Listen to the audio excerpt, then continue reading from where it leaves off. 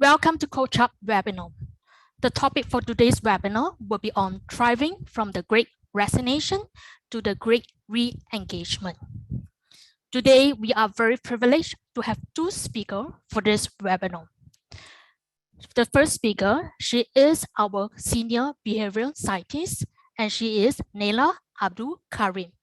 Her key mission is to connect science with practice while leveraging psychology coaching, research, and business expertise every day to create the best, most evidence-based solution. The other speakers that we have is Tim Sikota. He brings with him 10 years of working experience in the HR tech space, working from recruitment and onboarding platforms to the full HR suite with a strong focus on performance and learning.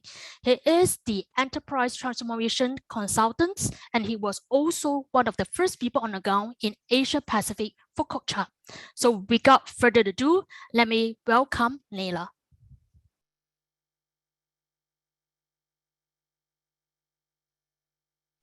Sorry, Naila, you're on mute there. Yes.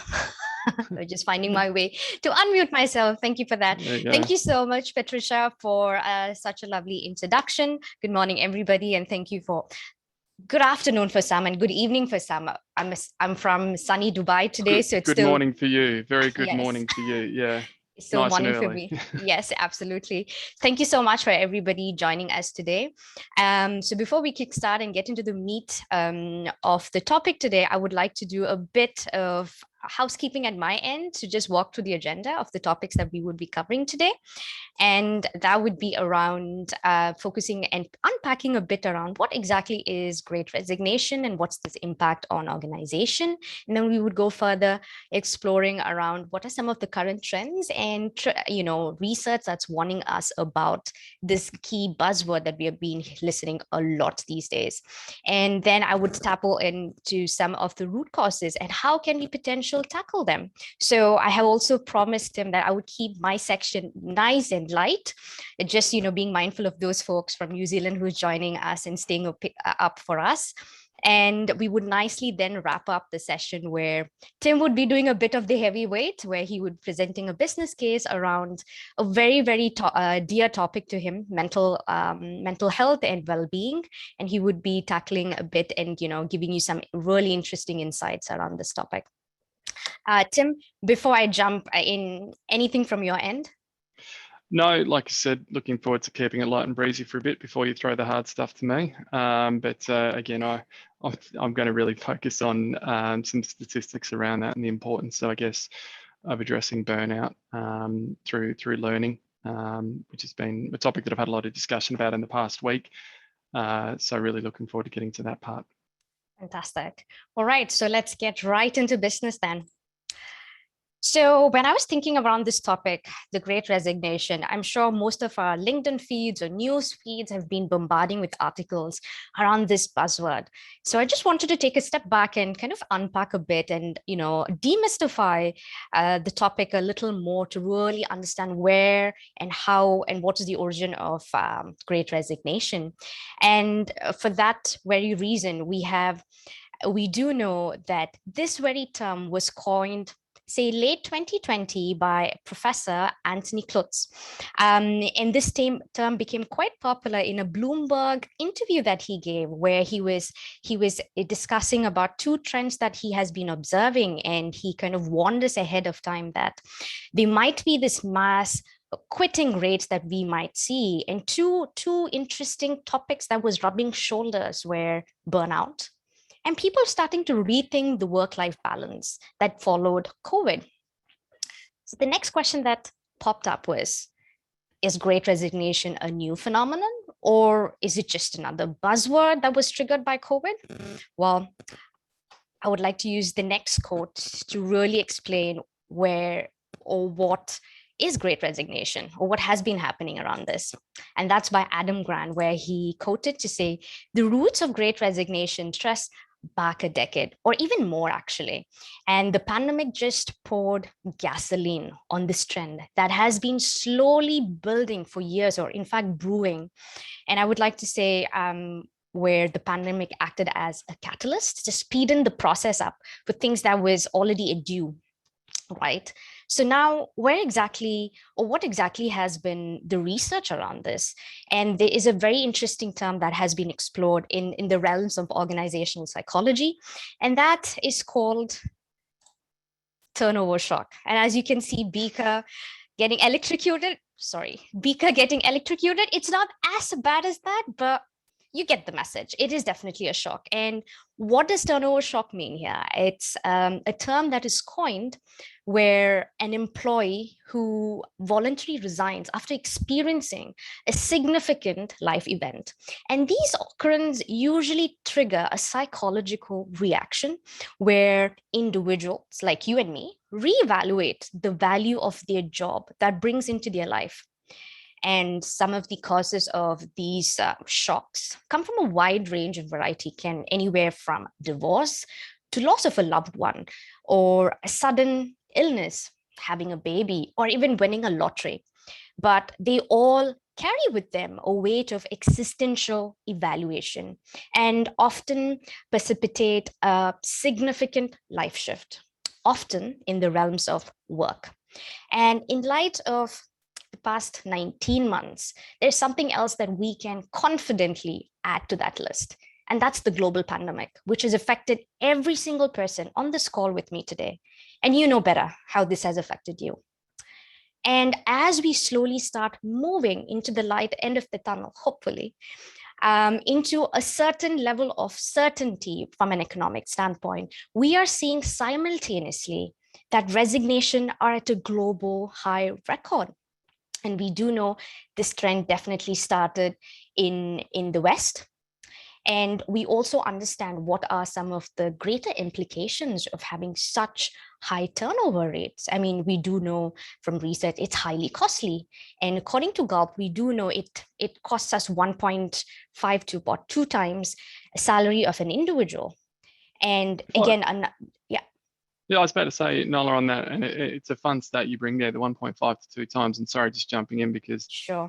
I actually think that's considerably more now. So again, from a presentation I did with the room, and I had a lot of L&D specialists nodding their head as I said this, so they seem to agree with my theory, so it must be right. But we're in a stage now where companies are in a big scale up or a rebuild. And Absolutely. when I throw out there, so the show of hands, tell me who here is currently in a rebuild. Quite a few hands went up. Who here is in a scale up position at the moment where we're trying to grow the business? Now that 1.5 to 2 times was data from a couple of years ago when companies were business as usual. But as companies are on this upward trajectory, if we're losing our top talent falling out there, it's not a business as usual loss. We're stunting the growth along with our business as usual. So I honestly think that we're looking at 3 to 4 times the cost in many places. Just as a thought there. Yeah, thank you so much. Yes, I would absolutely agree to that. And this is something that we also need to be mindful that, you know, whatever we know, there is an amplifying effect that COVID has definitely brought in.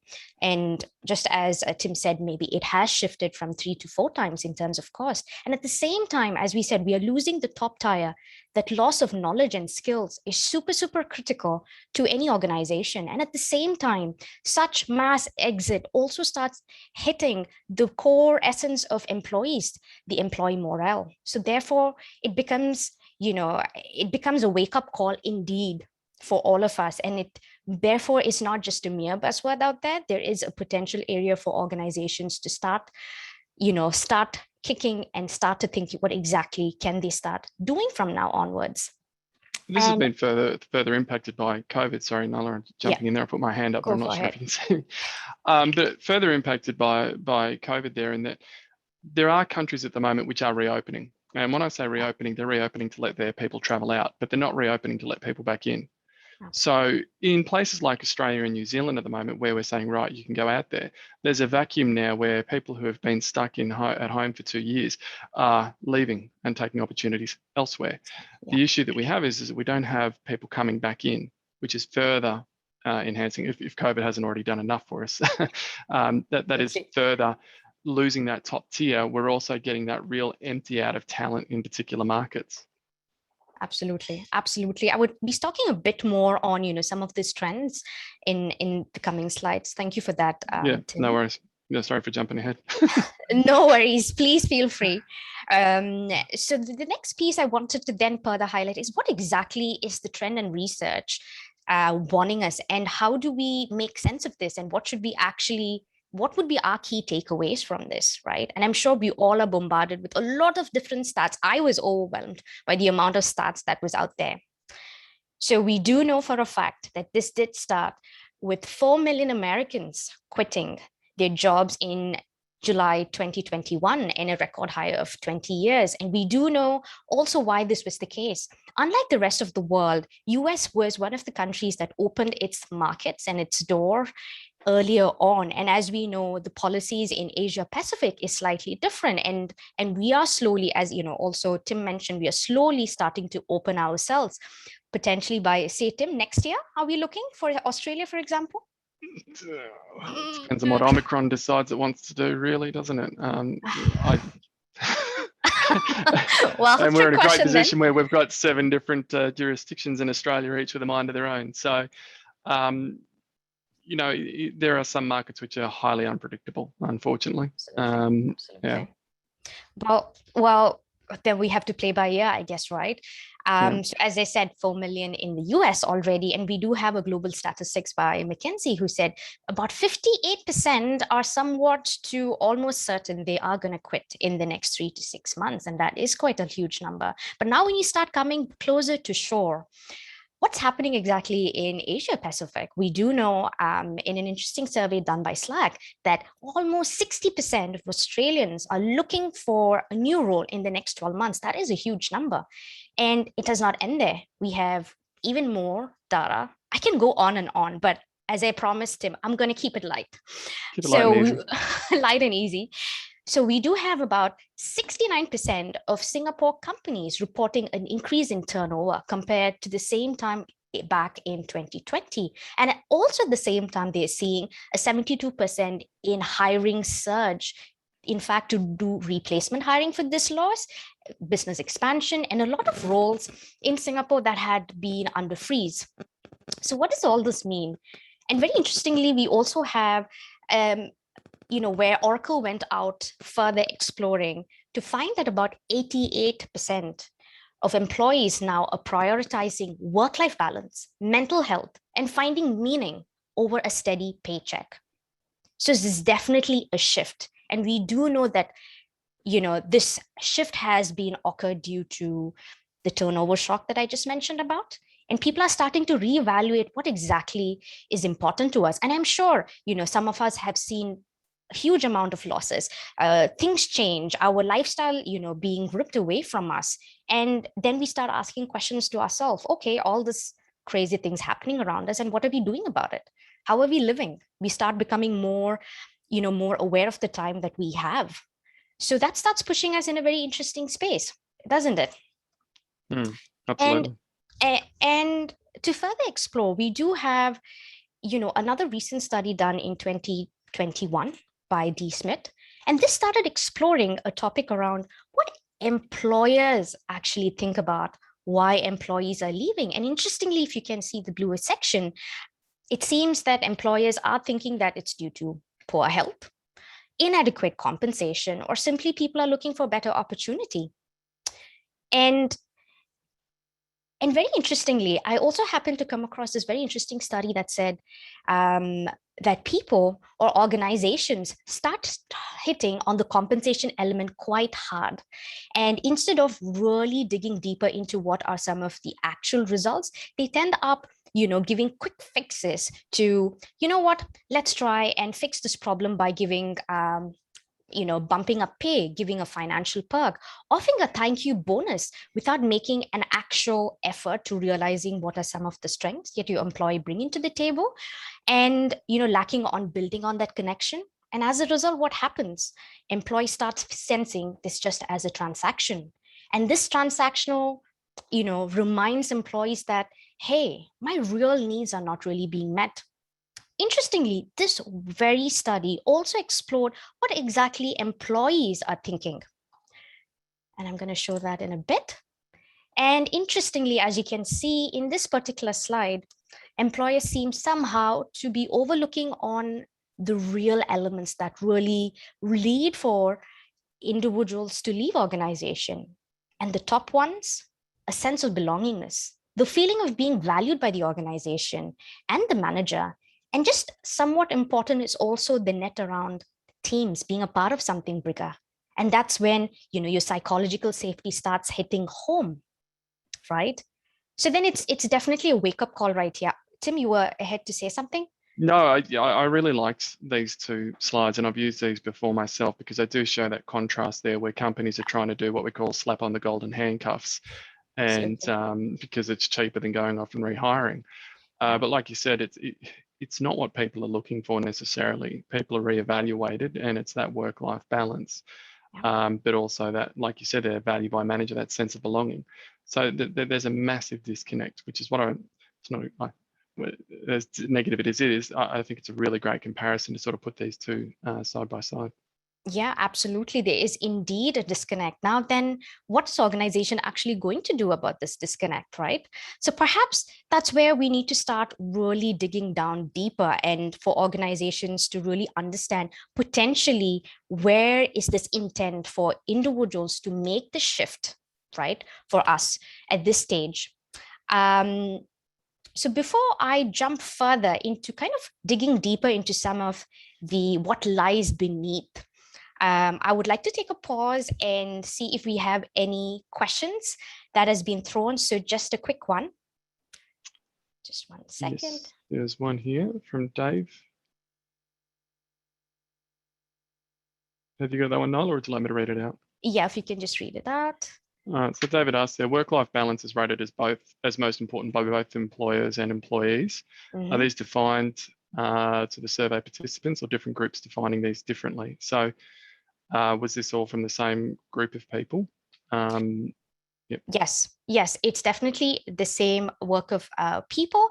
But here, what we kind of focused in this particular study was focusing on what was super important. Yes, that element was important, but there was nothing actioned in terms of work-life balance. So that was definitely a big disconnect also in that study. I hope I answered that question. Yep, no problem. Fantastic. All right. So kick along. I am then going to jump in. I do have a few more questions. So what we're going to go and do is take some of them at the end of the session. All right. So now starting to do, get a bit more deeper into understanding where exactly does the Great Resignation come about? Like, what is exactly triggering? And for this very reason, I would like for all of you to imagine a tip of an iceberg. So as we all know, the iceberg theory, we generally do see a beautiful glacier on top, but not really realizing what lays beneath it and what are some of the key brewing factors that kind of, contribute to this beautiful, magnificent piece standing up. Similarly, for the Great Resignation, I strongly believe that it is just what we see an outward mirage, right? But what really lays beneath that is what is super, super important. And as they say, we need to hit the root cause rather than the symptoms. And a lot of organizations are seemingly starting to hit the symptoms rather than where exactly this is originating. We did have a very interesting study that kind of several studies, in fact, that started exploring some of the key triggers around the Great Resignation. And these are some really huge topics. And I wish we had more than an hour for ourselves to go really into some of these topics. But I am definitely going to push that weight onto Tim to take on for one of the topics around well-being. But let me take you through this journey. In fact, we do know growth and development opportunities has definitely been on the top priority for a lot of employees, especially in this time and age, in terms of they feel that there is a lacking gap. Especially, through the COVID scenario, we have been pushed to think differently. We have got a sense of freedom in a sense that we hadn't had. I personally had to pause myself, I think at the beginning of COVID, where nothing moved. Everything was so still. And this time gave me time to introspect. And I'm sure this did happen for some of us. And in that introspection, I did started, reevaluating and think, what am I doing? How am I adding more value? And what am I doing the most? Is my organization supporting me? Or am I doing the same copy paste job every single day? So, and this was a trend that was found out in an APAC study where about 52% of employees did say that growth and development opportunities were one of the key reasons they felt the need to leave an organization, looking for newer pastures, exploring new opportunities, because ultimately we are growing beings and we want to develop ourselves. So this is definitely an area that organizations need to be a bit mindful about. And how can you start building those into your L&D strategies? And another top topic that came out from these studies were poor leadership skills. And we do know that the pandemic has brought on a new way of work. And this has trained not only employees, but also leaders. Now they are expected to multitask. They are supposed to manage a household, manage a team that is, having several households and connected by hybrid workplace, new skills that they were not prepared in the past. And having homeschool, of course. And I'm sure, Tim, I'm sure you can add more into this piece where, different dynamics started. Yeah.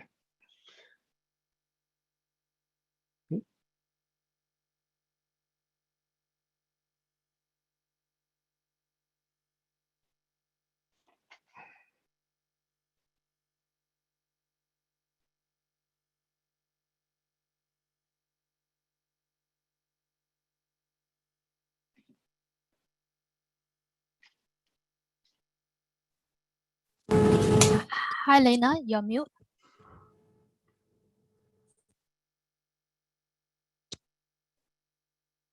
Can you hear me now? I am really sorry about this. Yeah, we can hear you very clearly. Fantastic. Apologies for that. There was a bit of a mishap there. And the next topic is around well-being. Another key area that was, rated as to be a key spot where people were leaving their roles, and a key focus around employee well-being was burnt out. We do know that leaders across the globe that are burnt out in this process, and we all know we are hyper connected, we're always connected, and there's definitely that blurry line that touches into work-life balance. And these are again two areas that has definitely need a lot more attention. And these were in fact topics that were considered it's just warm and fuzzy, and it'd be taken care of, or just a conversation, it would be taken care of. But we do know we need more attention in these topics. And then another area also that came up was purpose. So it's also another interesting area. So what does purpose mean? And how can an organization support an individual to build one's purpose? And here, I think the role of a manager is even more important such that they're inspiring employees to the meaning of the role, bringing them out of, such that they are doing much more something meaningful, something bigger than themselves, that is supporting the organization. So the inspiration piece is super important here around purpose. And a lot of people are lacking that, especially in this day and age. And this particular piece is again triggered due to the turnover shock that we have somehow experienced. And the other piece is about feeling belonged. We all have, there's definitely a lack of feeling belonged, especially having to, this is how we have been interacting. We hide behind a screen a lot of time, even though we have been inviting our colleagues and teams to our comfort of our house, into our personal space, yet we feel there is being a disconnect. We would want more. There was an interesting study that was done by Microsoft that said about 60% plus employees are starting to crave that in-person interaction with their colleagues, and they have that, and having that water cooler movements and so on. And we also know through another interesting study, about 21% of Australians were feeling isolated during or due to the pandemic, feeling they're quite away from everybody, like that disconnect. And I'm sure Tim can add into this, having, being in one of the states that has been heavily under lockdown. Tim. Most lockdown city in the world, Melbourne. There you go. There you go.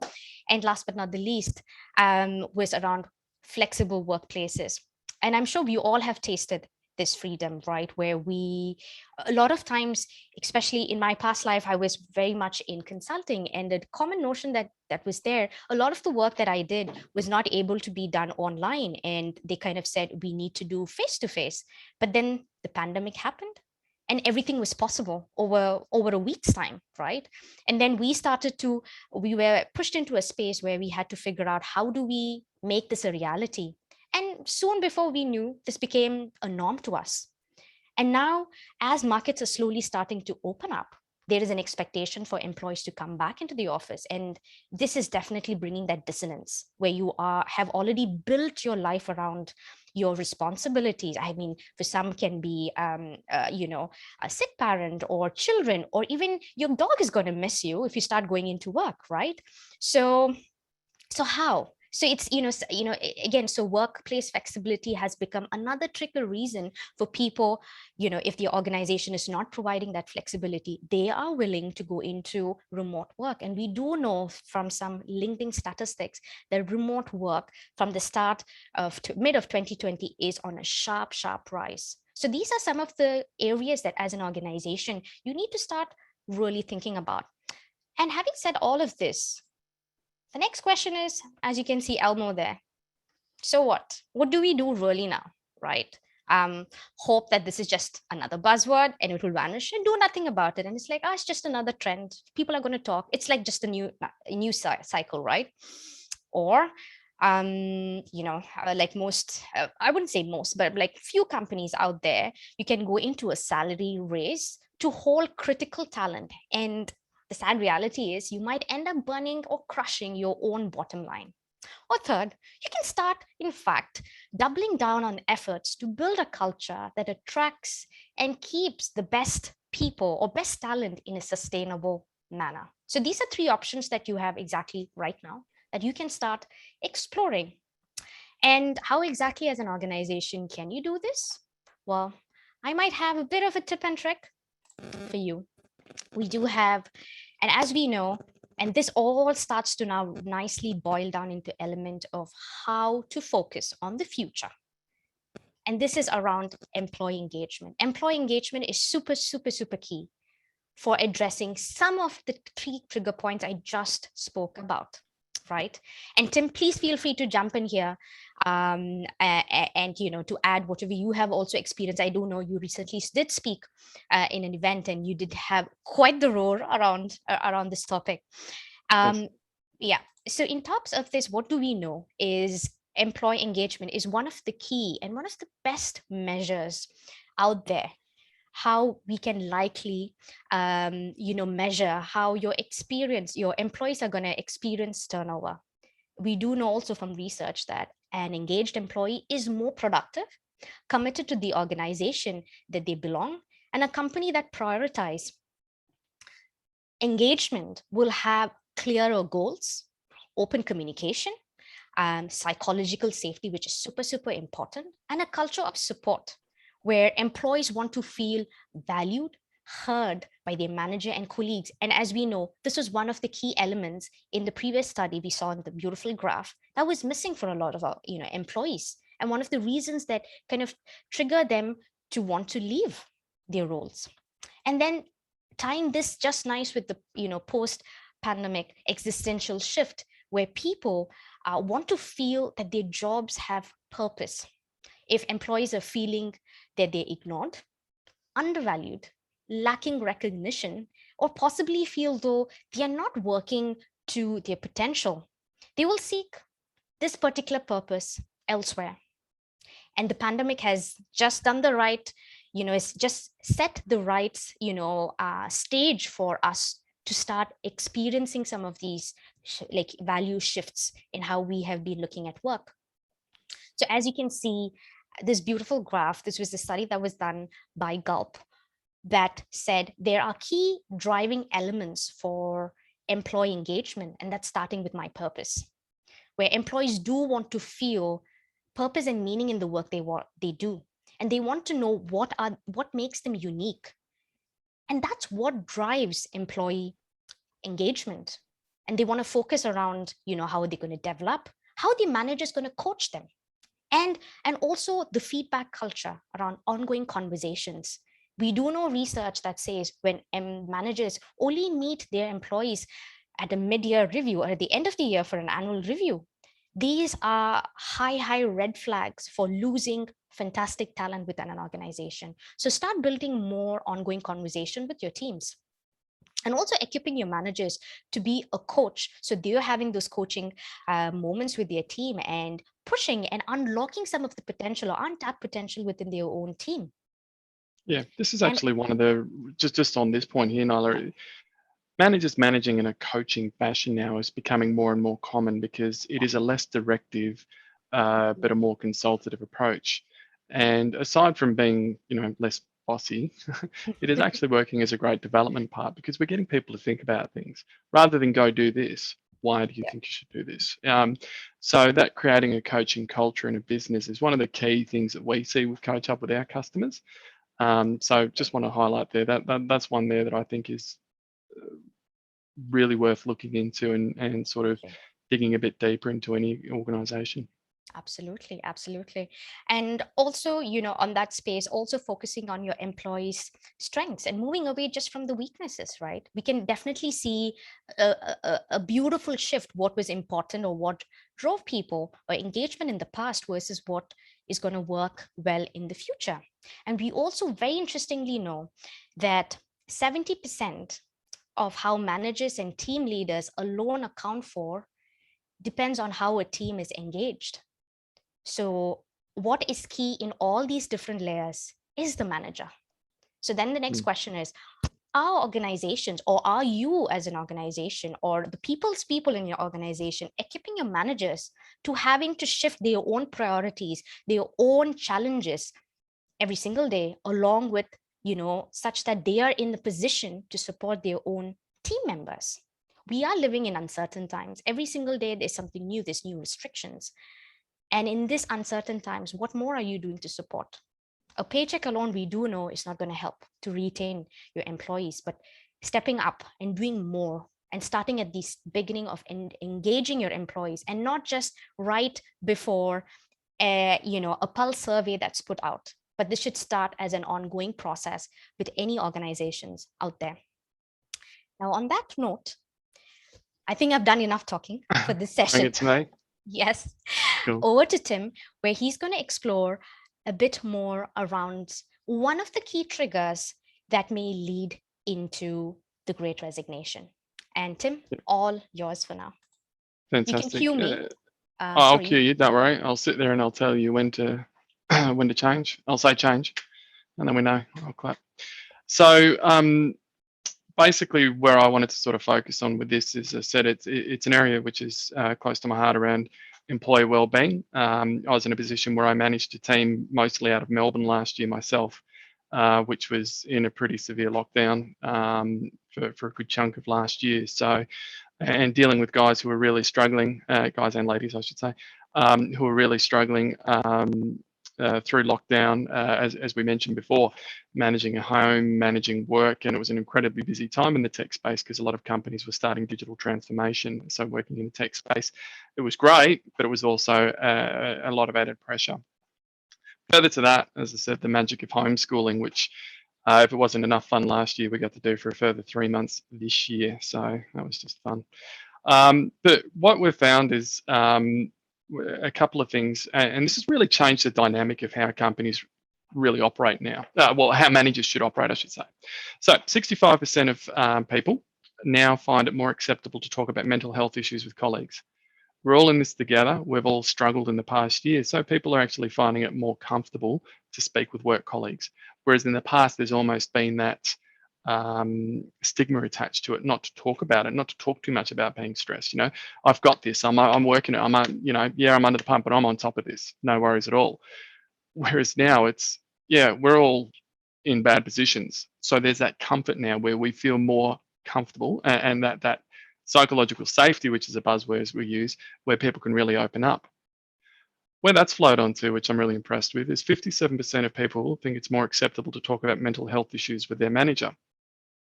And that's a really key one, I find, because mental health issues can impede on your work. There's no two ways about it. And without support from your manager, it can really crush the work that you're doing, and it can really have a really negative impact.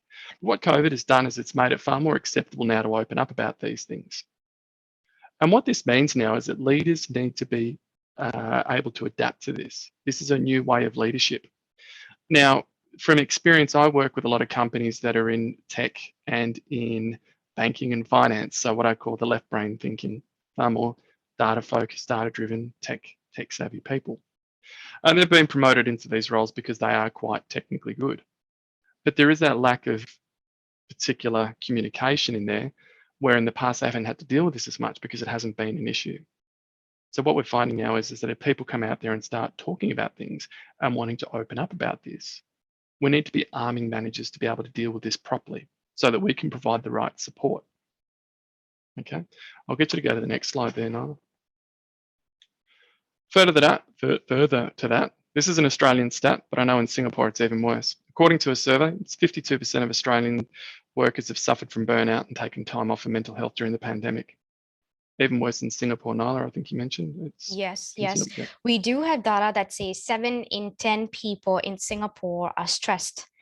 And we also have interesting data saying that Singaporeans are one of the most stressed countries across APAC, in relation to a global average. Yeah.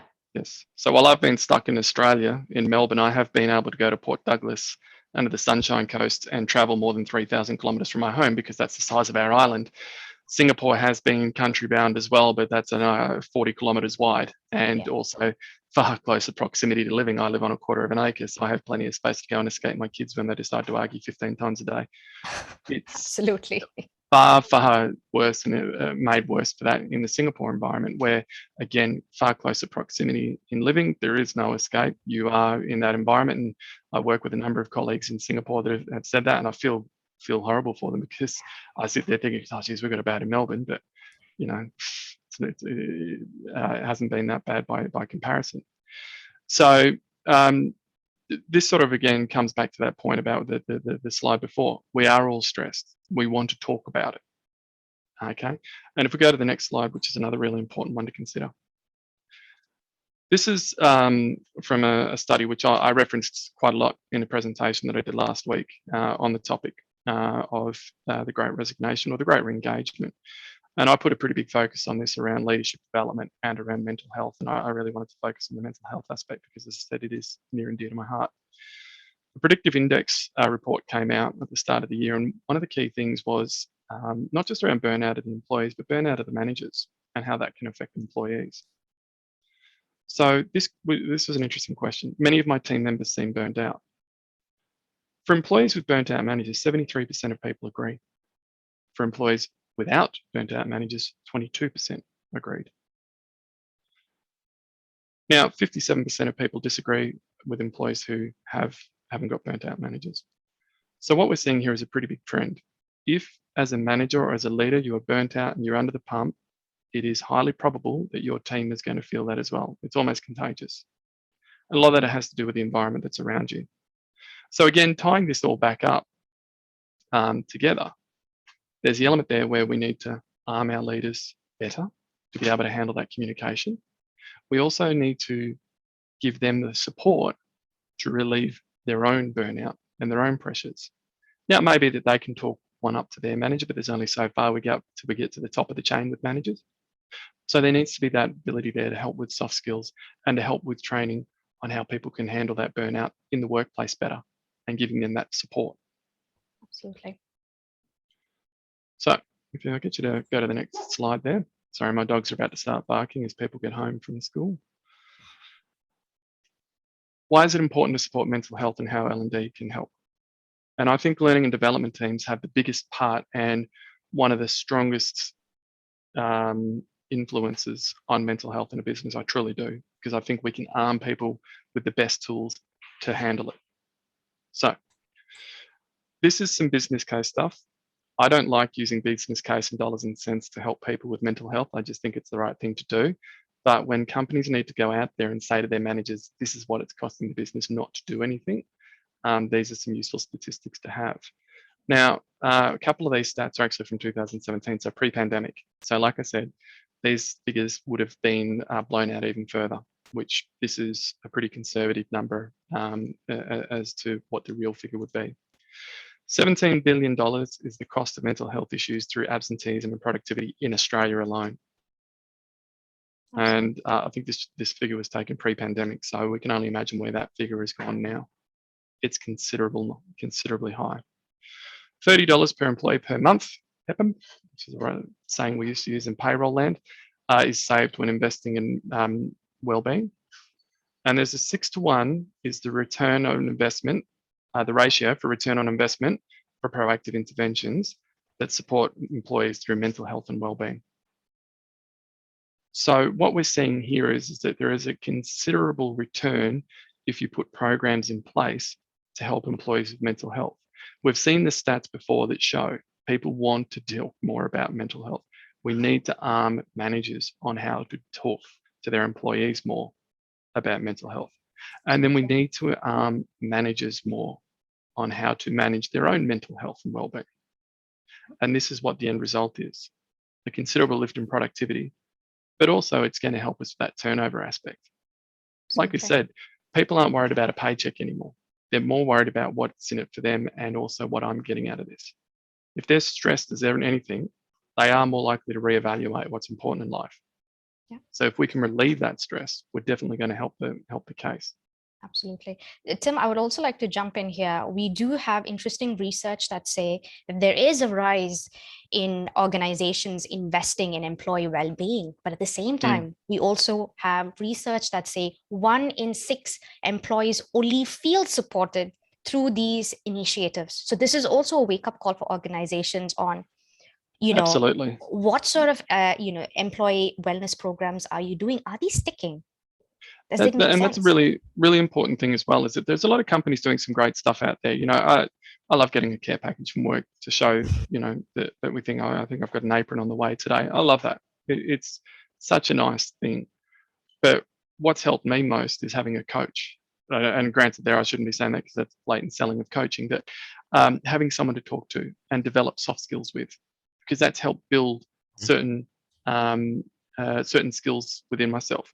But that's one of the benefits that I've got from a workplace that goes above and beyond, care packages or regular team meetings and all the rest, giving people something different that gives them a bit of extra meaning, if you know what I mean. So when we say 1 in 6 people feel it, you're right, there's a lot of stuff being done, but is it hitting the mark on where we need to get to? Is it really tackling the key issue? So if I just get you to click over the next slide, because this one's pretty important. So this is according to the Global Leadership Forecast from DDI, which is published this year, so quite relevant. Leadership skills that mitigate employee burnout. Okay, so there's the skills, and it again ties up to what we said before. Empathy, coaching and delegation, influence, leading change, leading virtual teams goes without saying, and drive for inclusion, which is quite important now in a world that is becoming more socially aware. But the top one is key, empathy. So if we go back to that first frame, which I spoke about before, where people are wanting to open up more, they want leaders who they can talk to. If they have a leader who they can talk to, and a leader who they can relate to, and a leader who can support them, that is going to help that burnout factor. That is so critical in mitigating employee burnout. Further to that, like I said, we also need to remember to give that leader the support that they need as well. And again, the leaders are employees too. So we can't forget about them either. Absolutely. So I'll just get you to skip to the next slide there, Nyla, tools to effectively support mental health. So a few things here. So building resilience. It is a ever-changing time, ever-growing time. So how can we build resilience? And a lot of the time, yes, we're going to face challenges. And yes, we're going to come up against things that are tough. But how do we build resilience in people so that they thrive under the challenge and thrive under the weight and thrive under the pressure? What can we do to give them that support? Getting comfortable with uncertainty. So again, that show of hands that I put out there, that's my scientific research, by the way, Nyla, how many people, But, getting comfortable with uncertainty. More than half the room was sitting there saying, again, we are in rebuild or we are in growth or scale up phase. These are phases that are going to be packed with uncertainty. They are areas of massive change and transformation within a business. How do we get people to be comfortable with this as we regrow? They have been put through so much in the last 2 years. How do we now support them as we rebuild? Because we've got to the end of this and we're just starting to see some freedoms now, but now we rebuild. How do we support that? Okay, and that comes to the next point there. It relates really nicely. Take ownership of your growth. Okay, so how do we give meaning to it? And one of the things I like to use there, and it comes really nicely here with finding solutions and achieving your goals, helping employees through a tough time unlock intrinsic motivation. So there's going to be tasks and there's going to be things that hit them every day. Extrinsic motivation. So, what are we going to do to help get these employees to do things because they want to be on board with this because they want to be? Now, when we unlock that intrinsic motivation, we have a far more positive mindset as we go into these moments of transformation, as we seek resilience, okay, as we find solutions and as we set goals. All really key. Appreciate I run through my part pretty quickly there, but I hope there's a fair bit in there for people to take. But keen on any questions if anybody has anything. I think if you go to the next slide there. I think that we would, yeah. Sorry, yeah, well, I've got a question here if you'd like. Yeah, so sure. Lynette has asked, is there any data on this is one that I'm interested in because we have a flexible workspace in Melbourne. Yeah. Is there any data on flexible workspaces, hot desks, open plan, work where you want, and whether there's a positive or negative for employees when they don't have a desk or an office to call their own?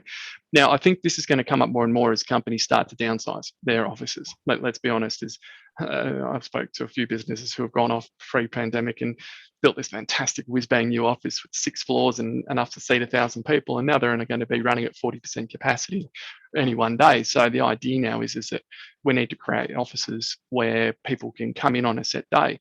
Now, with that, hot desks are going to be a real thing. And I know me, being as OCD as I am, I like to have my desk in a set way every day. And anybody who sits next to me would know that. If I can't go in there and sit there at my desk and call what I call home every day, have we got any stats or anything around that? Or have you seen anything around that, Nala? In terms of hot desk in particular, honestly, no, I've not come across, but we do have stats around where organizations are moving towards creating such open plans and, accommodating the hybrid work model. So there is definitely a trend upwards there because leaders are starting to understand that getting them back into the office might not be a reality for some. So opening up potential office spaces, like for example, with us itself, I think Coach Hub, we do have an open plan with we work, we do collaborate, and we do give that flexibility for employees to choose what sort of.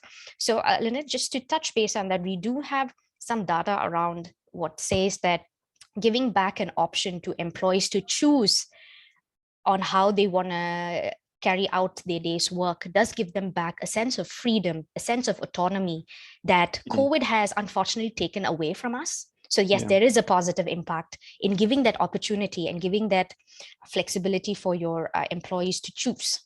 But then, what to choose, what are the options as an organization, you would need to then definitely start thinking what makes sense for the business model and how do you work around this. But on top of my mind, I do not have a stat on hot desking, but thank you for that. Maybe something that I need to also go explore. It is a great question, and I think one worth exploring. But I think there, just to further emphasise, Lynette, it's a bit of a trade-off, give and take. So if you want that flexibility, you will need to go to hot desk. If you want your own desk, you're gonna have to come in 5 days a week. So it'll be a trade-off as to what's going to work most effectively. Cool. All right. Now with that, we've come up to 4 o'clock. So if there's no further questions, we might pack in. We had a few good questions there and a few things there to think about, which is great.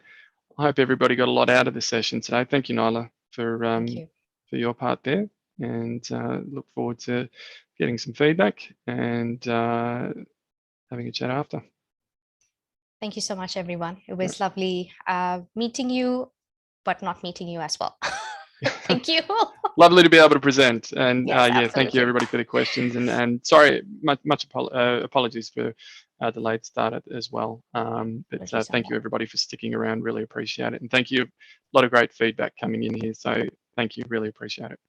Thank you so much, everyone. Have a good day. Thank you.